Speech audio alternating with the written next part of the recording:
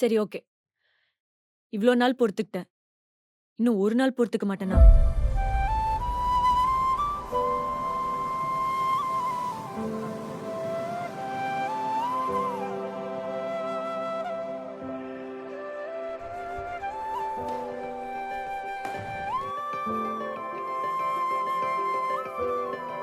எது?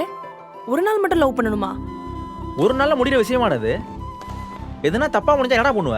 அதாண்டி யோசிச்சுட்டு இருக்கேன். லூசாடி நீ? இதுல யோசிக்கிறதுக்கு என்ன இருக்கு? அவன் அப்படி கேக்குறானாவே அவன் கேரக்டர் எப்படின்னு உனக்கு புரிஞ்சிருக்கணும்.